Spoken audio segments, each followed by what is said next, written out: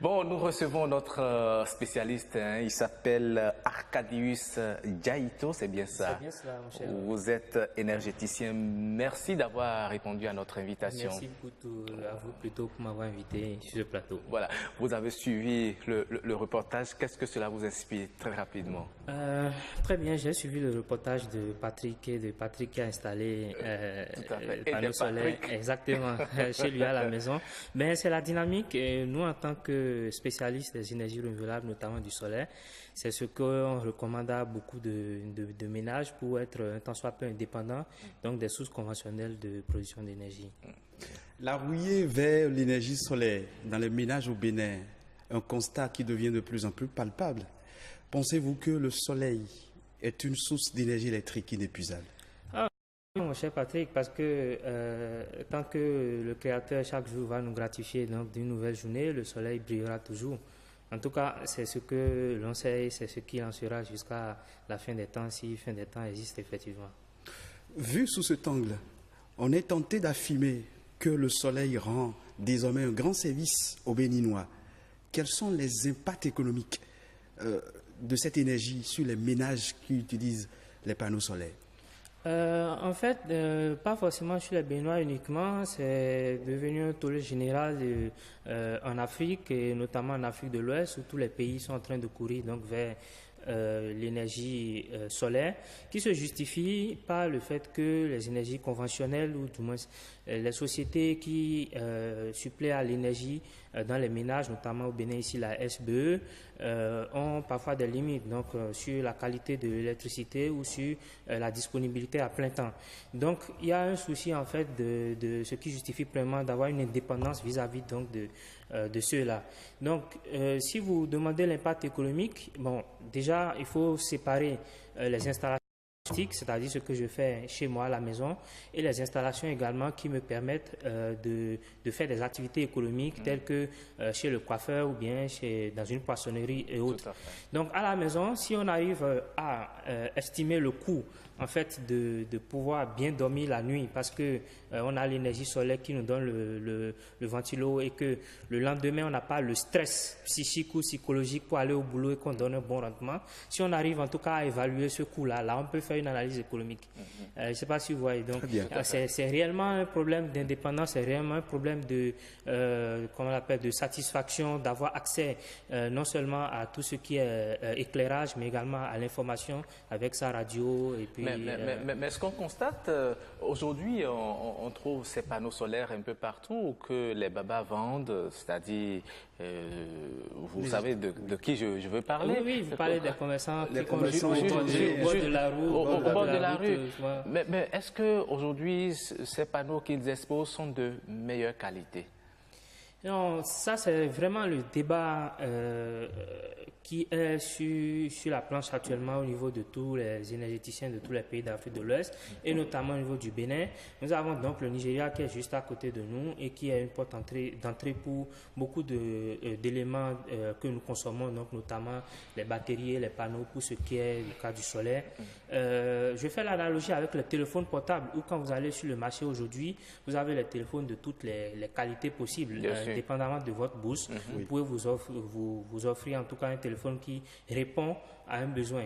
Après, ça dépend de la durée ou du temps que ça va prendre. C'est la même chose au niveau des panneaux. Quand vous allez au niveau de ces babas, comme vous les appelez, vous trouvez des panneaux de très mauvaise qualité, du moins des équipements solaires, parce que ce n'est pas que les panneaux, comme vous l'avez vu dans le reportage, ils ont parlé donc du convertisseur ainsi que des batteries et autres, et du régulateur de charge, bien évidemment. Donc vous avez des éléments de très mauvaise qualité, de moyenne qualité, et de grande qualité.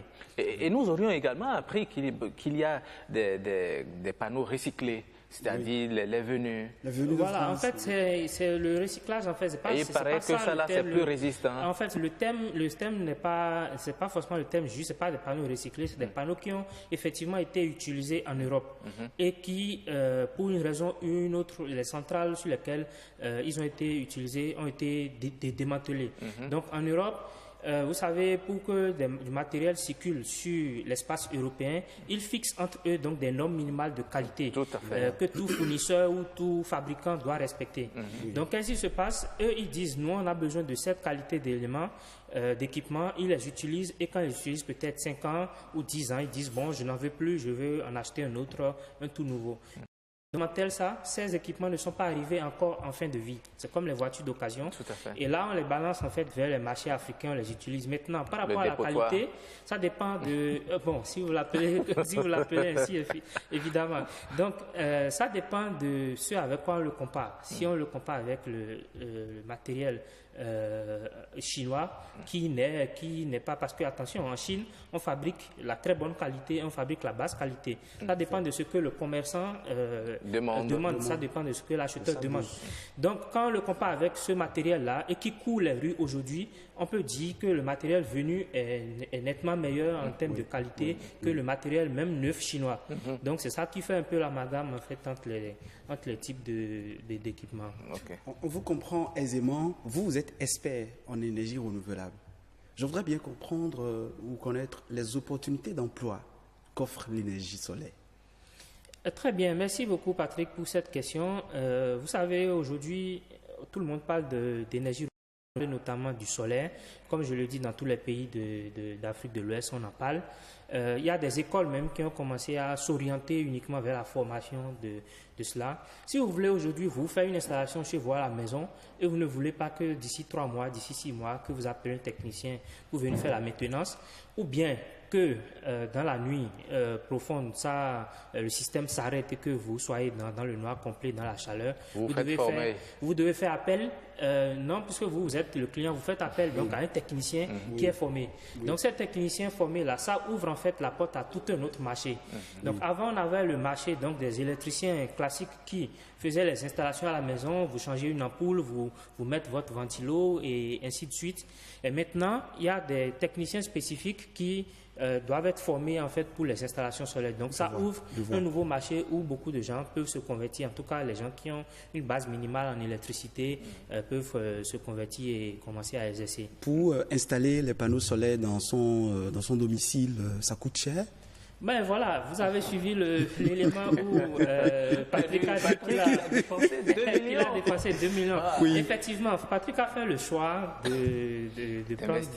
d'investir, ça c'est un, et de prendre des éléments qui, bon, je ne peux pas l'attester sans l'avoir vu, mais en attendant déjà le prix, on sait que c'est des éléments de moyenne qualité vers la grande qualité. Donc, ce ne sont pas des éléments de basse qualité. Ben, pour répondre à votre question, ça dépend de ce que vous voulez en faire. Est-ce que vous voulez juste avoir quelques lampes d'éclairage et peut-être un ventilo et là, vous êtes en train de dépenser autour de 500 000 ou vous voulez faire comme Patrick et avoir votre grande télévision LED et puis le frigo à temps partiel et puis tous les ventilos. Là, effectivement, vous êtes entre 2 millions et 3 millions.